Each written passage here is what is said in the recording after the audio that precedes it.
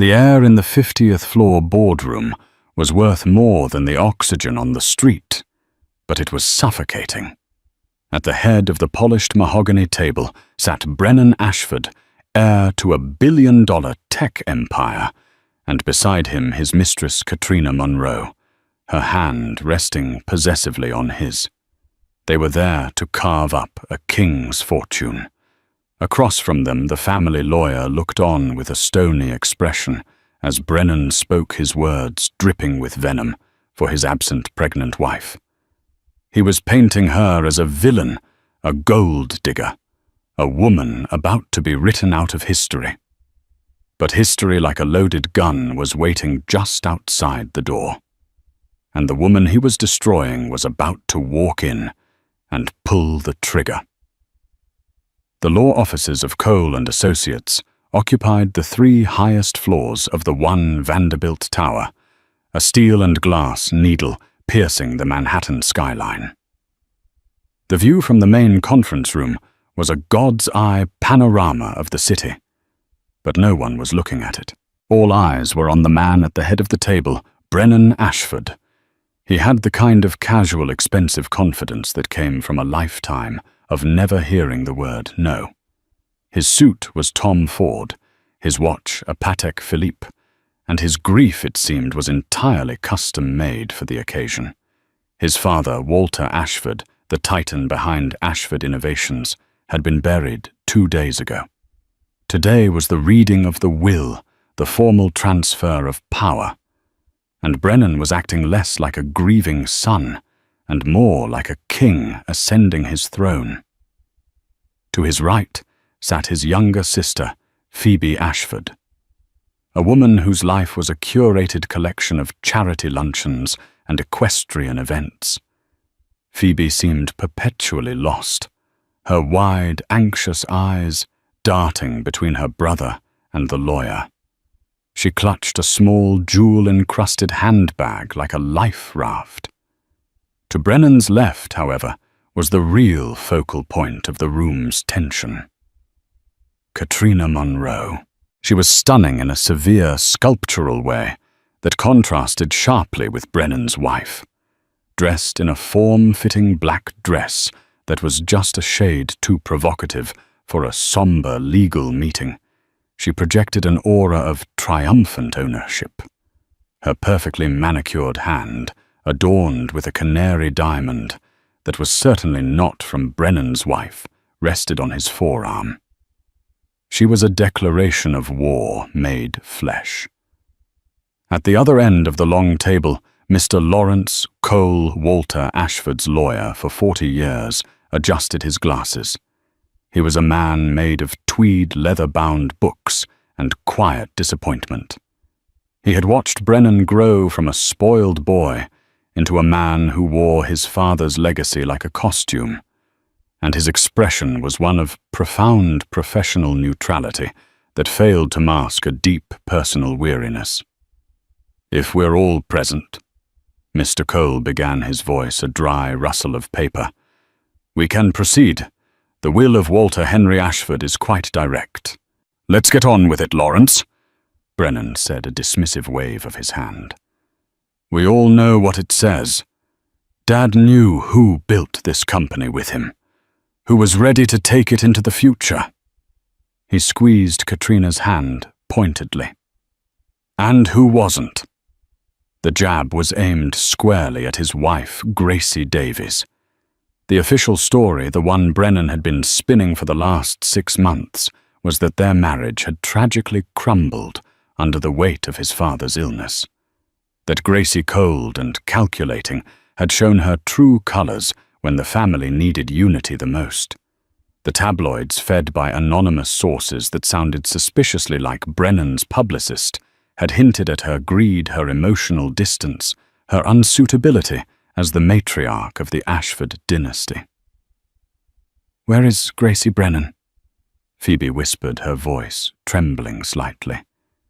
"Shouldn't she be here? She's still your wife. And she's, you know." She gestured vaguely towards her own stomach. Brennan's jaw tightened. Gracie was informed of the time and place. If she chooses not to attend, that is her decision. Frankly, it's for the best. This is a day for family, for those who genuinely cared for my father. He looked at Katrina, his eyes softening with a look of manufactured devotion. Katrina was a great comfort to my father in his final months, a better friend to him than his own daughter-in-law ever was. Katrina offered a small, sad smile to the room. Walter was a wonderful man. I miss him terribly. I'm just here to support Brennan. Her voice was soft, melodic, and utterly false. She had met Walter Ashford twice, both times at tense charity galas, where the old man had looked right through her. Mr. Cole cleared his throat, a sound like gravel grinding. The will makes a specific provision for Gracie Ashford, formerly Davies. Her presence is requested but not under the initial articles legally required for the primary reading. He deliberately avoided looking at Katrina. Shall I begin? Brennan nodded, leaning back in his chair with the smug satisfaction of a man who had already won. He looked at Katrina, a silent promise passing between them. The empire was his. The money was his. And soon, the woman beside him would be his wife, and the inconvenient one carrying his child would be a footnote, a payoff, a distant and unpleasant memory. The vultures were perched, knives and forks were in hand, and the feast was about to be served. They had no idea they were the ones on the menu. Mr. Cole broke the seal on a thick cream-colored envelope with a quiet crackle that seemed to echo in the silent room. He unfolded the document, the dense legal text, a fortress protecting Walter Ashford's final commands. I, Walter Henry Ashford, he began, his voice taking on the formal cadence of legal scripture, being of sound mind and body, do hereby declare this to be my last will and testament, revoking all previous wills and codicils. Brennan steepled his fingers, a portrait of impatient authority. Katrina sat unnaturally still, her painted-on mask of serene support starting to feel tight around the edges. Only Phoebe fidgeted, twisting a diamond ring on her finger. To my beloved daughter, Phoebe Ashford. Mr. Cole read, I bequeath a trust fund in the amount of $50 million to be managed by the Ashford Estate Executor. This trust will provide for your lifetime, ensuring your comfort and security. I also leave you my collection of Impressionist art and the summer home in the Hamptons. May it bring you the peace you have always sought. Phoebe let out a shaky breath, a mixture of relief and sorrow. It was a generous, almost dismissive sum, enough to keep her in designer clothes and charity galas for the rest of her life. But it kept her far from the levers of real power. It was a gilded cage, and she was, as always, its willing occupant. Oh, she whispered, that's very kind of Daddy. Brennan gave her a patronizing smile. He always took care of you, Phoebes. The subtext was clear. Now for the important part. Mr. Cole continued, his eyes scanning the page. To my various household and corporate staff, there are a series of smaller bequests and pensions detailed in Appendix A in gratitude for their years of loyal service. He paused, taking a slow sip of water. The tension in the room ratcheted up a notch. This was it. Regarding my wife, Gracie Davies Ashford, Mr. Cole said, and Brennan sat bolt upright. Katrina's hand, which had been resting on his, tightened its grip. Given the recent difficulties in her marriage to my son, I bequeath to her the sum of $10 million, conditional upon the signing of a non-disclosure agreement regarding her time with the Ashford family. This sum is to be considered a final settlement." A wave of triumph washed over Brennan's face. It was perfect, more than enough to look generous, but a pittance compared to the full inheritance. It painted Gracie as a problem being paid off, a nuisance being silenced. He shot a smug look at Katrina, who allowed herself a tiny, victorious smile. $10 million to disappear forever. A bargain. "And now," Mr. Cole said, turning to the final, most crucial page. "The remainder of my estate, including my controlling shares in Ashford Innovations, my personal properties, my liquid assets, and all subsidiary holdings I leave to my only son." He paused, and in that second of silence, Brennan Ashford felt the world solidify beneath his feet. He saw the future spooling out before him. Board meetings where he was the unquestioned authority, magazine covers hailing him as the new visionary of tech, and Katrina draped in diamonds on his arm. "Brennan Michael Ashford," Mr. Cole concluded. "He shall also assume the role of executor of my estate. This is my final wish." The words hung in the air, final and absolute. Brennan let out a long, slow breath he hadn't realized he was holding. He had done it. The old man had come through. All his fears that his father saw his recklessness, his affairs, his fundamental lack of seriousness were unfounded. He stood up his chair, scraping back harshly. He was the king now. "Thank you, Lawrence," he said, his voice thick with emotion he wasn't truly feeling. He turned to the small audience. My father was a great man, a hard man, but he was a builder, and he knew that to build a future, you sometimes have to tear down the past." He looked from Phoebe's tear-streaked face to Katrina's adoring one. He knew this company needed strong, decisive leadership. He knew it needed a vision untethered from hesitation. It was a speech he had rehearsed, a thinly veiled condemnation of his wife, Gracie. Everyone in their circle knew she had a brilliant strategic mind. She had an MBA from Stanford and had been a rising star at a consulting firm before she married him. In the early years, she had been his secret weapon, honing his presentations, refining his ideas. But her careful analytical approach had begun to feel like a criticism to Brennan's ego. He called it hesitation. His father had called it wisdom. "And I want to be clear about something," Brennan continued, his voice rising with newfound power. He took Katrina's hand and pulled her to her feet beside him. "Katrina has been my rock through all of this. She stood by me when others were distant." He stroked her cheek. "She understands the pressures I face, the vision I have.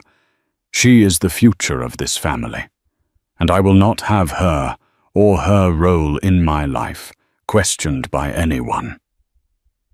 He was defending his mistress at the reading of his father's will. It was a brazen, shocking display of disrespect, not only to his marriage, but to his father's memory. Phoebe gasped softly. Mr. Cole's face was a granite mask betraying nothing. Katrina looked up at Brennan, her eyes shining. "Oh, Brennan," she whispered, playing her part to perfection. Brennan nodded resolute. "As my first act as executor, I want the paperwork for Gracie's settlement drawn up immediately. We'll have it couriered over. There's no need to drag this out." "That will not be necessary." The voice was quiet, calm, and clear. It came from the doorway, and it cut through the charged atmosphere of the room like a shard of ice. Every head swiveled towards the grand double doors of the boardroom. Standing there framed by the dark, polished wood was Gracie Davies Ashford. She was not the hysterical, weeping woman Brennan had described to his friends. She was not the defeated, broken creature he had imagined would come crawling for a settlement. She was a vision of unnerving composure. She was 7 months pregnant, the gentle swell of her belly prominent beneath a simple, elegant navy blue dress. Her dark hair was pulled back in a neat chignon, and her face, though pale, was serene. Her eyes, a deep, intelligent grey, held no tears, only a profound and steady calm that was far more terrifying than any rage could have been. She looked like a queen who had come not to plead for her throne, but to reclaim it. In her hand, she held a single large manila envelope, sealed with a distinctive dark green wax stamp. For a moment, the room was utterly still, a tableau of shock. Phoebe's hand flew to her mouth. Katrina's triumphant smile dissolved her face, tightening with a flicker of pure, unadulterated panic. She instinctively took a step back from Brennan, as if proximity to him had suddenly become dangerous. Brennan was the first to recover his shock, curdling instantly into fury. "Gracie!" he snarled, his voice a low growl. "What the hell are you doing here? I told you this was for family only." "I am family, Brennan," she replied, her voice even and cool. "I am your wife, and I am the mother of your child, your father's grandchild." She took a step into the room, the doors clicking softly shut behind her. Her presence seemed to shrink the cavernous space, drawing all the energy and attention towards her. "We are in the middle of something important," Brennan snapped, gesturing around the room as if to prove his point. "You're late. We've already concluded the primary reading."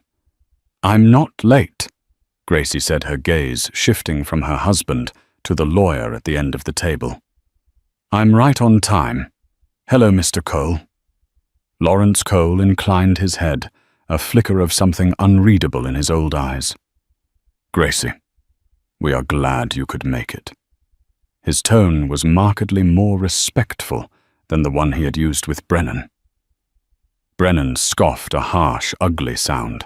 Glad she could make it. She's here to make a scene, to try and squeeze more money out of this. I should have known. He turned back to Gracie, his face a mask of contempt. "It's over, Jen. The will has been read. You get your 10 million. Now take your little payday and go. Don't embarrass yourself further." He gestured towards Katrina, a possessive and defiant act. "My life is with Katrina now. We're moving forward. You should do the same." Gracie's calm expression didn't waver. She didn't even glance at Katrina, a dismissal more profound than any insult. It was as if the other woman simply didn't exist. Instead, she walked gracefully towards the table, her steps measured and deliberate. She stopped beside an empty chair, the one that had clearly been set for her, and placed the manila envelope on the gleaming mahogany surface. The green wax seal seemed to go under the recessed lighting. "What is that?" Brennan demanded, suspicion lacing his voice. "This," Gracie said, her hand resting lightly on the envelope, "is what I came to deliver. It was entrusted to me by your father 2 weeks before he passed."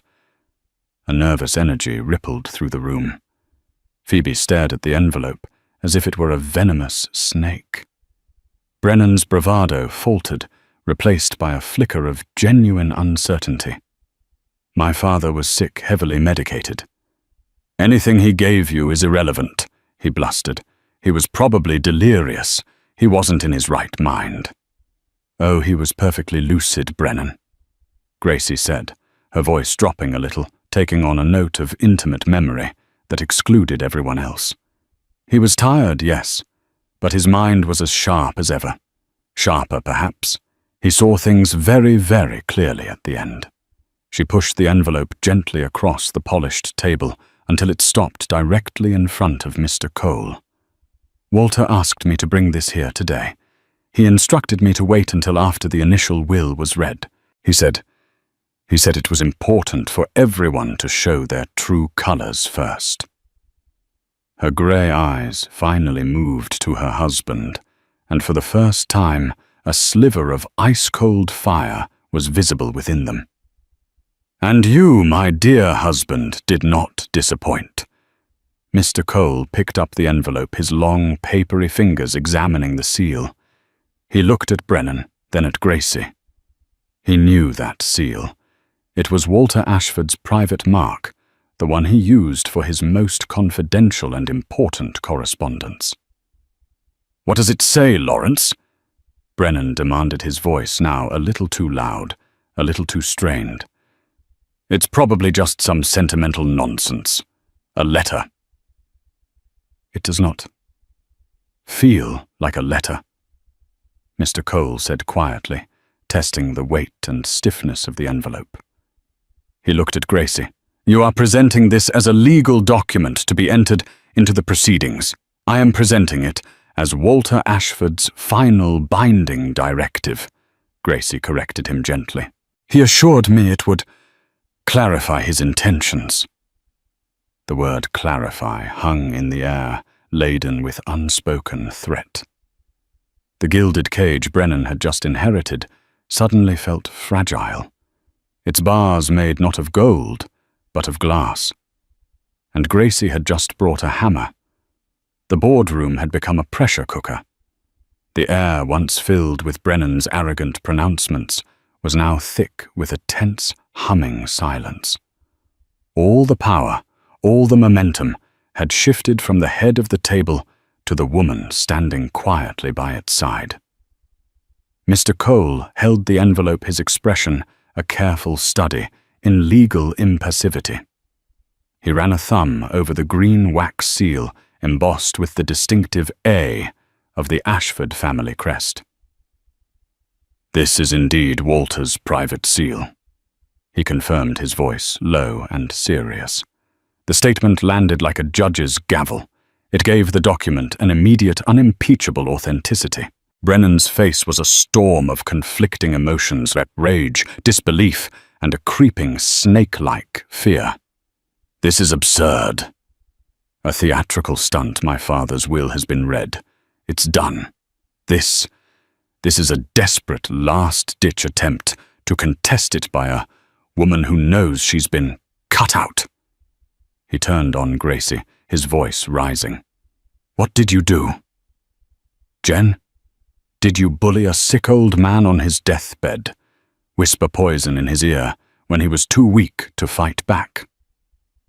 Gracie met his accusations without flinching. "Your father was many things, Brennan, but weak was never one of them. He knew exactly what he was doing. He also knew you." She let that last sentence hang in the air, a devastatingly simple indictment. "This is irregular," Brennan insisted, turning his appeal to the lawyer. "Lawrence, you can't possibly take this seriously. We proceed with the execution of the will as read. That is the proper legal procedure." "The proper legal procedure," Mr. Cole countered, his voice as sharp and precise as a scalpel, "is to examine any and all documents purported to be a final testament or codicil of the deceased, especially when presented under such circumstances. To ignore it would be a gross dereliction of my fiduciary duty." He picked up a slender silver letter opener from his desk set. "With the consent of the present parties, I will open this envelope." "I do not consent!" Brennan shouted, slamming his hand on the table. The sharp crack made Phoebe jump. Katrina flinched, her carefully constructed composure finally shattering, replaced by a look of naked greed and fear. Her dream was slipping through her fingers. "Your consent is not required, Brennan," Mr. Cole said flatly. "As the potential executor, you are a party of interest, and therefore cannot unilaterally obstruct the process. Gracie, as the presenter of the document, has given her implicit consent. Phoebe." Phoebe looked from her furious brother to her strangely serene sister-in-law, her face a mess of confusion. "I think we should see what Daddy wanted," she stammered. "Whatever it is." "Thank you, Phoebe," Mr. Cole said. He ignored Brennan's sputtering protests and slid the letter opener cleanly under the wax seal. The sound of tearing paper was offensively loud in the quiet room. Brennan was on his feet now, pacing behind his chair like a caged animal. "This is a farce. Whatever is in there is a forgery. Gracie has been planning this for months, ever since she knew I was leaving her." "Be quiet, Brennan," Gracie said, her voice still quiet, but now edged with steel. "For once in your life, listen." Mr. Cole carefully extracted 2 separate documents from the envelope. The first was a multi-page document bound by a blue legal ribbon, clearly a formal codicil. The second was thinner, a single folded sheet of Walter Ashford's personal heavyweight stationery. He unfolded the letter first. His eyes scanned the familiar, spiky handwriting of his old friend and client. He read it silently, his expression unreadable, but the longer he read, the deeper the lines on his forehead seemed to etch themselves. The silence stretched, becoming unbearable. "Well," Brennan demanded, "what is it?" "A love letter to his precious daughter-in-law." Mr. Cole looked up not at Brennan, but at Gracie. He gave a slow, almost imperceptible nod, a sign of confirmation passing between them.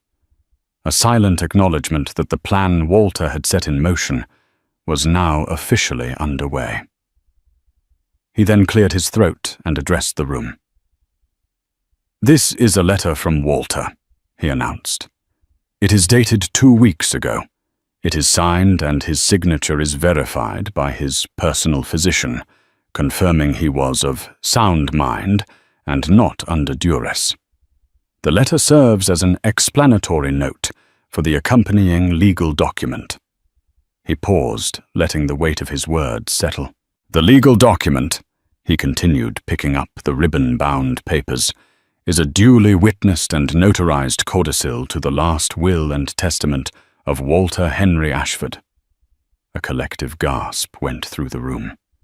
A codicil. A legal amendment. The will they had just heard read was not the final word after all. Katrina sank back into her chair, her face ashen. The canary diamond on her finger suddenly looked garish and cheap. "A codicil," Brennan repeated, his voice hollow with disbelief. "What does it say?" Mr. Cole adjusted his glasses, his gaze cold and direct as it landed on Brennan. "It says, and I quote from Walter's accompanying letter, 'I have recently been forced to acknowledge a profound error in judgment regarding my son's character. An inheritance is not a prize to be won. It is a responsibility to be earned.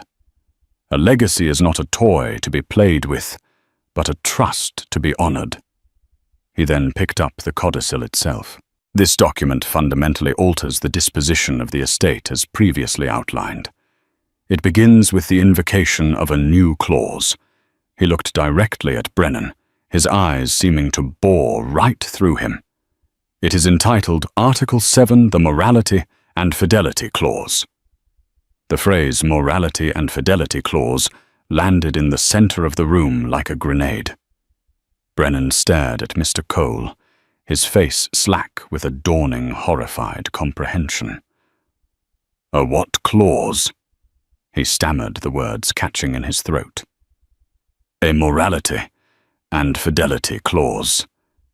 Mr. Cole repeated, his voice devoid of any emotion. He began to read directly from the codicil, the dense legalese a death knell for Brennan's ambitions. "This clause is hereby enacted as a primary condition for the inheritance of any and all controlling interests in Ashford Innovations and the associated liquid assets by my son, Brennan Michael Ashford. The inheritance is contingent upon his demonstrated commitment to the values of the Ashford family name, integrity, loyalty, and discretion." He paused, looking over his glasses at Brennan, who was now pale as a ghost. "It continues, should Brennan at the time of the reading of this will be engaged in any public or private scandal that brings dishonor to the family, or should he be found to have been demonstrably unfaithful to his marital vows to Gracie Davies Ashford, all bequests made to him in Article 6 of the primary will are rendered null and void." The room was so silent you could hear the faint hum of the building's ventilation system. Katrina made a small, strangled sound. This was about her. This was a direct, posthumous strike from the old man, aimed with surgical precision at her and Brennan's affair. "This is insane," Brennan finally exploded, finding his voice. "He can't do that. It's medieval. You can't disinherit someone for their personal life." "On the contrary," Mr. Cole stated calmly, not looking up from the page. "A testator can place almost any condition on an inheritance so long as it is not illegal or against public policy. And Walter was very thorough.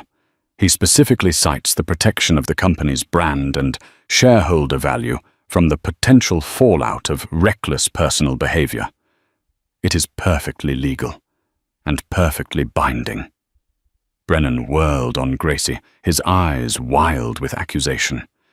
You did this. You poisoned him against me." "I never said a word to him about Katrina," Gracie replied, her voice steady as a rock. "I didn't have to. Walter wasn't blind, Brennan. He was just quiet. He saw the way you looked at her at the last foundation gala. He saw the late-night credit card receipts from hotels I've never been to. He saw the articles your own publicist planted in the gossip columns to lay the groundwork for our divorce. He saw everything. The specificity of her knowledge hit Brennan like a physical blow. She had known. She had known all along and had said nothing, simply watching, waiting. "So what?" Brennan spat, trying to rally. "It's my word against hers." "How can you prove anything? There's no proof right here, right now." He looked around the room, a desperate, pleading look in his eyes. He was searching for a loophole, a way out. He had brought Katrina here himself. He had defended her, proclaimed her the future of his family, just minutes earlier. He had walked himself with his own breathtaking arrogance directly into his father's trap.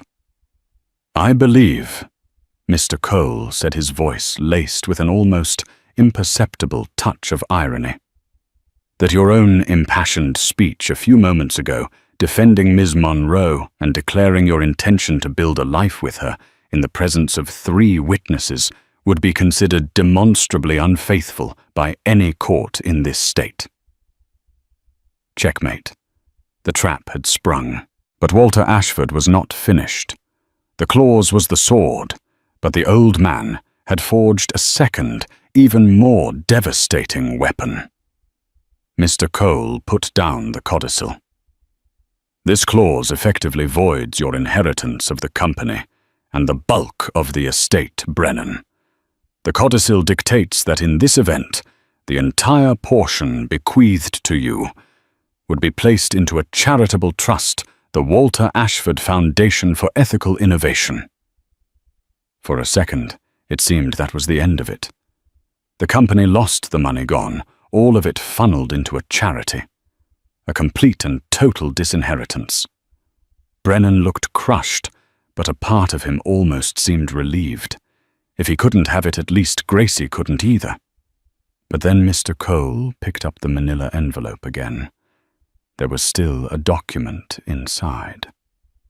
"However," the lawyer said, his voice dropping significantly, "there is a second document. This is not a part of the will. It is a separate, legally binding instrument." He slid out a sheaf of papers stapled together, and bearing the letterhead, not of his law firm, but of a private investment group. "What is that?" Phoebe whispered, her voice barely audible.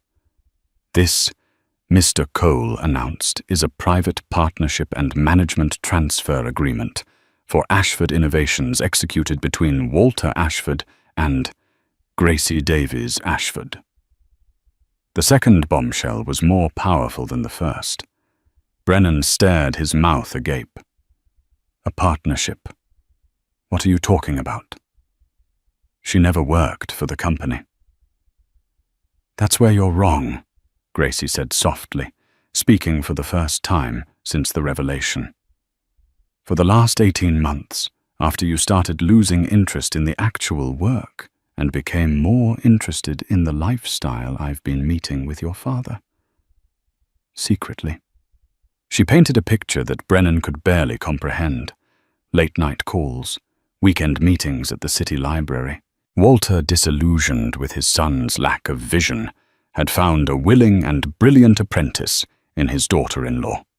He had recognized the strategic mind he had always wished his own son possessed. The Phoenix Project, that AI integration that saved the fourth quarter last year, Gracie said, her eyes locked on Brennan's.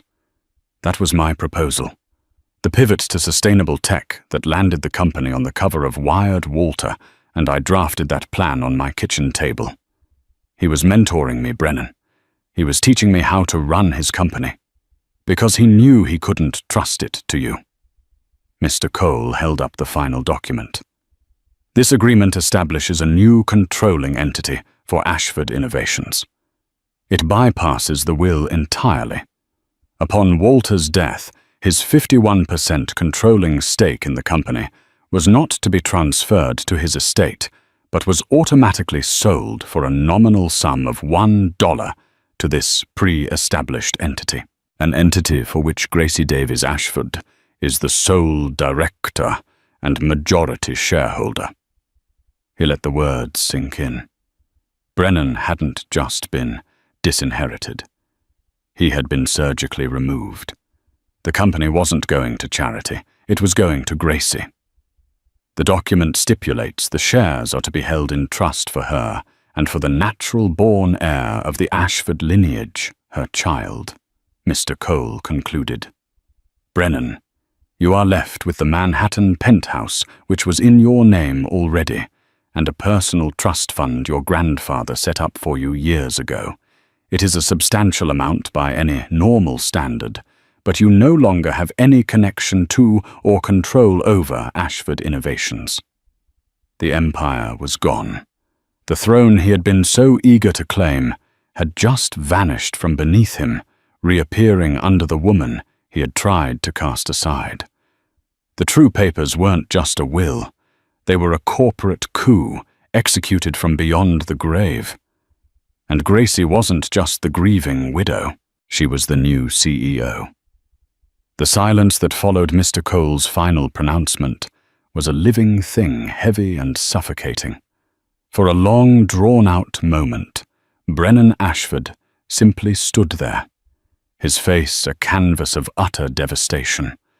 The confident, swaggering air had been hollowed out, leaving behind a bewildered, pathetic shell.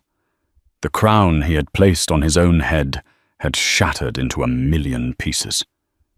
Then the disbelief gave way to a primal, guttural rage. No! The roar was animalistic, echoing off the glass and polished wood of the boardroom. No, I don't accept this. This is a lie, a conspiracy. He lunged across the table, not at Gracie, but at the papers in Mr. Cole's hands. Let me see that, it's a forgery. She forged it. She tricked him.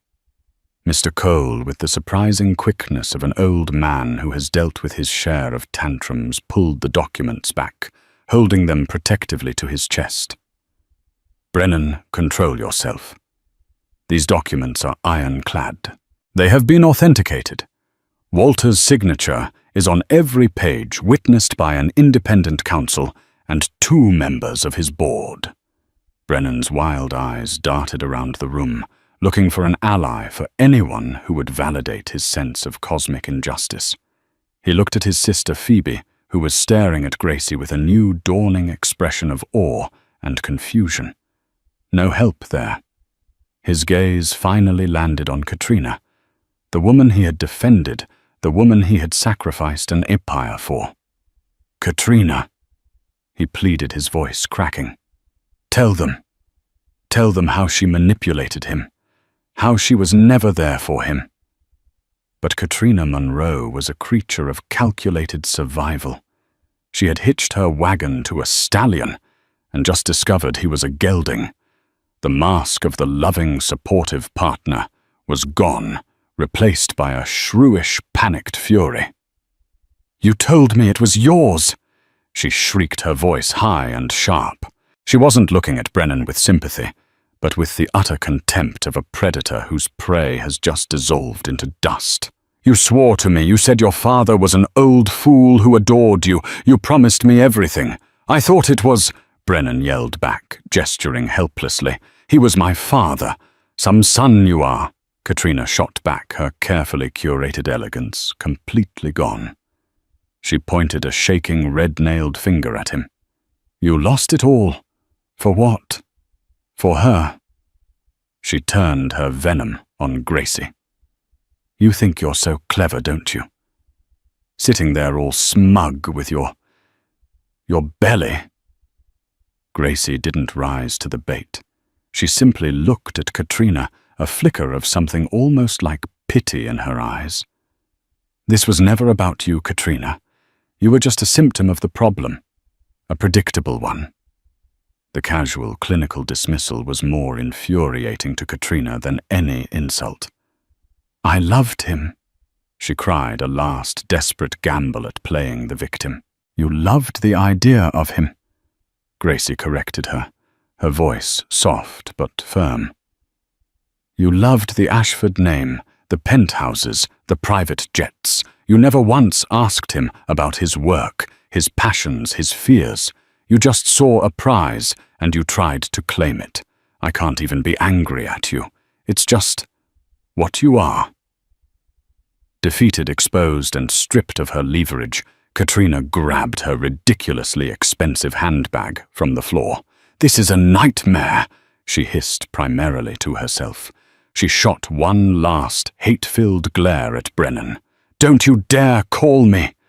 And with that, she turned and stormed out of the boardroom, her heels clicking an angry staccato on the marble floor of the hallway. The future Mrs. Ashford was gone, her dreams of a billion-dollar lifestyle evaporating with every step. Brennan watched her go, the final pillar of his deluded reality collapsing. He sank into his chair, a broken man, all the fight gone out of him. He stared at his hands on the table, the hands that were supposed to be running a global corporation, now empty. "Why?" he whispered, his question directed at Gracie. "Why would he do this to me? I was his son." For the first time, Gracie's composure softened, a genuine wave of sorrow washing over her features. She walked around the table and stood before her husband. "He did it because you are his son, Brennan," she said, her voice gentle. "He loved you, but he saw you were drowning in ego, in insecurity, in your desperate need to prove you weren't just Walter Ashford's son. He built that company from nothing. It was his life's work, his real child. He couldn't let you destroy it, and he knew you would have." She let out a heavy sigh. "He also did it for our child. He wanted his grandchild to be raised with the values he tried to instill in you: humility, hard work, integrity. He didn't want our baby to grow up in the shadow of your scandals. He did this to protect his legacy and to protect his family. Both of them." She placed a hand on her stomach. "He told me in one of our last conversations that giving you everything you wanted would have been the cruelest thing he could possibly do to you. So he gave you a chance instead, a chance to build something of your own, to become your own man without his shadow."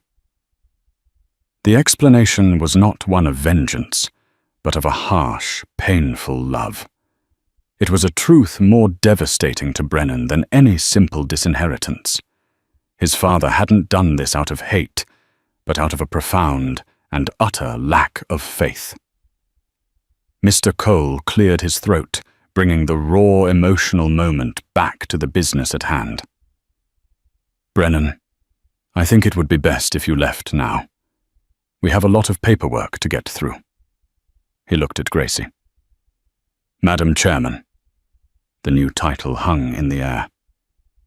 Brennan flinched as if he'd been struck. He looked at Gracie. Truly looked at her, perhaps for the first time in years. He didn't see the woman he'd cheated on, but the woman his father had chosen. The true heir. Without another word, he stood up. A man suddenly aged a decade and walked out of the room, leaving his name, his legacy, and his future behind him. The slam of the boardroom door as Brennan departed seemed to suck all the remaining rage out of the room, leaving a vacuum in its wake. The silence that rushed in to fill it was unlike any Gracie had ever experienced. It wasn't empty. It was dense, heavy with the ghosts of shouted words, shattered egos, and the quiet, calculating ghost of Walter Ashford himself, whose final gambit had been a masterpiece of posthumous strategy. The air still held the faint, cloying scent of Katrina's expensive perfume, a cheap fragrance trying and failing to mask the stench of scorched earth greed. An empty water glass stood where Brennan had sat, a single drop of condensation, tracing a path down its side like a tear. For a long moment, the three remaining figures were a tableau of the New World Order. Mr. Cole, the steadfast executor, stood as a bridge between the past and the future. Gracie, the unexpected queen, was the focal point of all the room's energy, and Phoebe, the forgotten princess, was finally seeing the world outside her gilded cage. Phoebe was the first to move, her actions tentative, as if she feared the slightest motion might shatter the fragile new reality. She looked at Gracie, but it was a different kind of look than she had ever given her before. The usual polite, distant gaze of a society sister-in-law was gone, replaced by a raw, bewildered awe. It was the look of someone who had just witnessed a magic trick and was now trying to see the hidden mechanisms behind it. "You knew," Phoebe breathed the words, barely a whisper. It wasn't an accusation, but a statement of profound wonder. All this time, while Brennan was parading that woman around, while the papers were printing those awful veiled stories, you knew what was coming. Gracie turned from the door, her shoulders slumping for just a fraction of an inch, the first sign of the immense strain she had been under. "I knew Brennan was being unfaithful," she corrected softly. "That part was painfully obvious, but I didn't know the full extent of your father's plan. Not until the end." She walked slowly, drawn by instinct, to the massive floor-to-ceiling window that overlooked the sprawling urban kingdom of Manhattan. From 50 floors up, the ceaseless yellow cabs looked like blood cells moving through the city's arteries. A universe of commerce, ambition, and struggle played out below. Walter's universe, and now hers. He called me to his study about a week before he entered the hospital for the last time. She continued, her voice taking on a distant, reflective quality as she recalled the memory. The room had smelled of old leather lemon polish and the faint, sweet scent of the unlit cigars he kept in a humidor on his desk. He had looked so diminished against the grandeur of his high-backed chair, a lion in winter, his physical strength waning, but the fierce intelligence in his eyes burning brighter than ever. He told me, "A legacy, my dear girl, is like a garden. You can't just hand it to someone who only wants to pick the flowers. You must give it to the one who is willing to tend the soil."